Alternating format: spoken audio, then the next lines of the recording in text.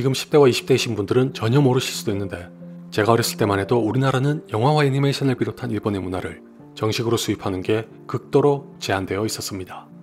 지금이야 인터넷만 있으면 뭐든 가능한 시대라 상상도 할 수 없겠지만 사실상 TV에서 방영하는 애니메이션을 제외하면 없는 셈이나 마찬가지였죠. 그렇다고 또 마냥 불모지였던 건 아닙니다. 언제나 그랬듯이 늘 길을 찾아냈던 사람들이 있었기 때문에 아름아름 볼 사람들은 다 봤었고, 그런 경로를 통해 입소문을 타고 널리 알려졌던 영화 중 하나가 바로 러브레터입니다. 당시만 해도 저작권이라는 개념이 거의 없다시피 해서 한글 자막을 입혀 복사한 비디오 테이프로 일찍부터 일본의 영화와 애니메이션을 보거나 음악을 들었던 사람이 많았습니다.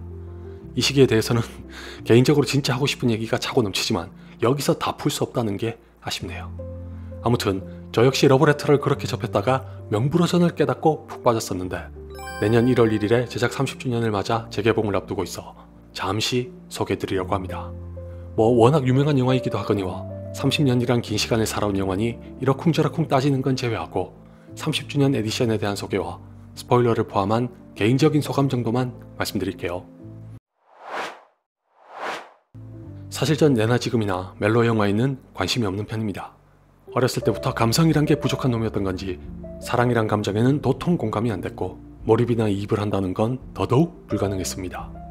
그 와중에도 제가 베스트로 꼽는 영화가 우연히도 각 나라별로 한 편씩 있으니 우리나라의 8월의 크리스마스, 미국의 If Only, 홍콩의 천밀밀, 대만의 여친 남친, 그리고 일본의 러브레터입니다. 아마 이외에도 더 있을 텐데 당장 기억나는 건 대충 이 정도고, 그 중에서도 베스트 오브 베스트는 단연코 러브레터입니다. 제가 이 영화를 처음 봤을 때는 PC통신 영화동호회에서 이미 붐을 탔던 시기라 자연스레 기대를 하고 볼 수밖에 없었지만 그 기대를 훌쩍 뛰어넘을 만족을 얻으면서 제 인생 영화 중 하나가 됐습니다.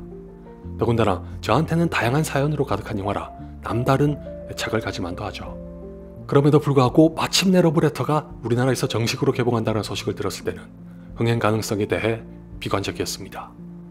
몇 단계로 나눠 개방한 덕인지 일본 문화의 파급력이 사전에 쏟아졌던 우리에 비해 극히 미약했던 데다가 다른 걸 다 떠나서 이미 볼만한 사람들은 다 봤을 영화라 흥행은 힘들 거라고 예상했으나 그로부터 얼마 후 제가 얼마나 하수인지 여실히 깨닫게 됐습니다.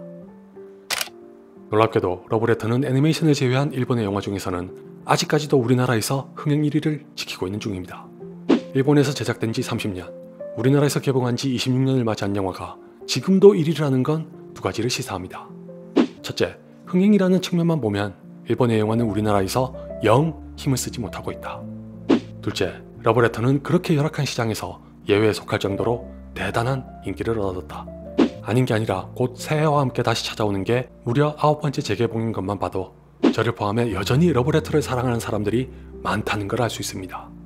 참고로 30주년 에디션은 오래전부터 지적이 있었던 번역을 새롭게 다시 했고, 우리나라에서 처음 개봉했을 때처럼 가로가 아닌 세로 자막을 넣어서 향수를 자극합니다. 30대 이상이신 분들께서는 아시겠지만 제가 어렸을 때만 해도 극장에서 보는 영화의 자막은 모두 가로가 아닌 세로였죠. 지금 세로로 나온 자막을 보면 아무래도 좀 불편할 수 있긴 해도 옛 추억에 잠겨보시기에는 제격이지 않을까요? 몇 달 전에 지인으로부터 러브레터가 재개봉한다는 연락을 받았을 때는 이런저런 얘기를 주고받다가 나카야마 미오가 내한하면 참 좋겠다는 지극히 사적인 바람을 말하기도 했습니다. 30주년인 만큼 특별한 의미가 있을 거란 건 더 말할 나위가 없고, 무엇보다 제가 러브레터를 통해 나카야마 미오라는 배우를 좋아하게 됐습니다. 당시에 주변 사람들에게 말했다가 황당하다는 반응을 얻었던 해프닝도 있었는데, 전 영화를 다 보고 난 후에도 나카야마 미오가 1인 2역이라는 걸 까맣게 몰랐습니다.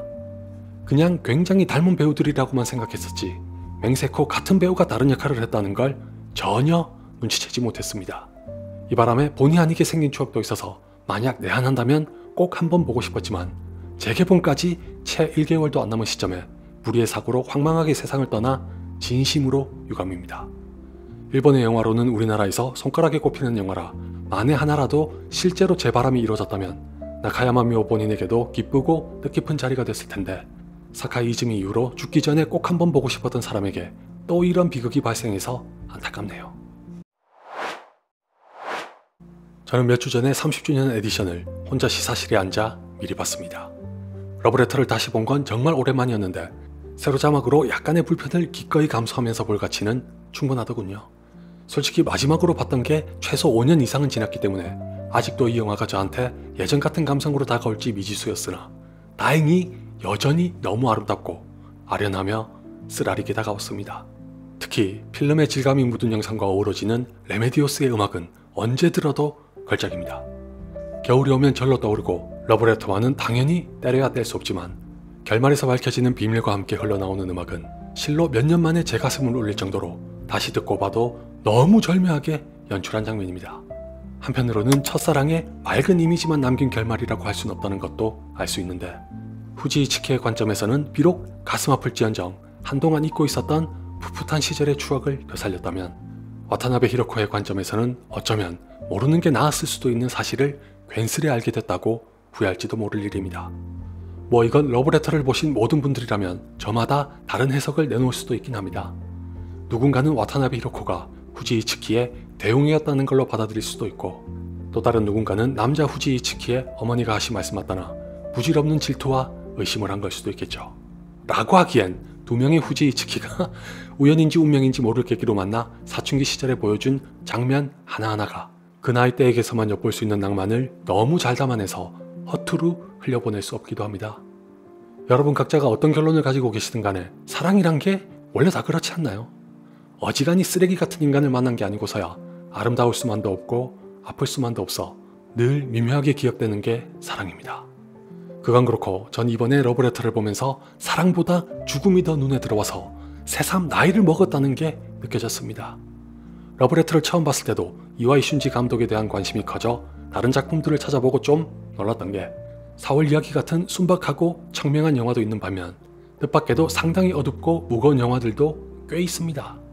러브레터만 떠올리면서 영화 데뷔작인 언두를 보고는 충격과 경악을 금치 못했었는데 장장 30주년에 이르러 러브레터를 다시 만나면서 이 영화도 감성적인 사랑 속에 어둡고 무거운 이야기가 담겨 있다는 걸 알았습니다. 주인공인 와타나베 히로코와 후지 이츠키는 공통적으로 죽음이 남긴 상처에서 아직 헤어나오지 못한 사람들입니다.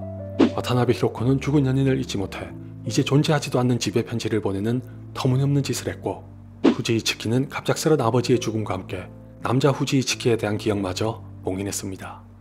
두 사람과 더불어 후지 이츠키의 어머니도 남편의 죽음에 대한 기억이 버거워 어떻게 해서든 이사를 하려고 하죠. 반대로 남자 후지 이츠키의 부모나 여자 후지 이츠키의 할아버지와 고모부는 죽음의 상처를 받아들이고 살아갑니다. 결국 엉뚱한 편지로 시작된 러브레터의 이야기는 와타나베 히로코와 후지 이츠키도 소중한 사람의 죽음을 부정하거나 기피하지 않고 온전히 간직하는 것으로 막을 내립니다.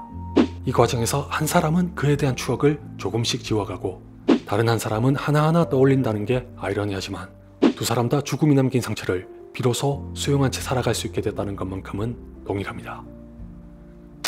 여태까지 마냥 아스라이 남겨진 추억을 들여다보는 가슴 시린 멜로 영화인 줄로만 알았던 러브레터를 이렇게도 볼 수 있게 됐다니 저도 나이를 먹긴 먹은 모양입니다. 그래서 그런지 지금 10대와 20대이신 분들께서는 이 영화를 어떻게 볼지 궁금하기도 합니다. 요즘은 러브레터 같은 영화가 드물어서 첫 개봉 때처럼 좋은 반응을 얻을 수 있을지 모르겠네요. 애초에 새로운 관객의 유입을 기대하고 재개봉하는 건 아니겠으나 과연 클래식은 영원하다는 말이 2025년의 러브레터에게도 통할까요?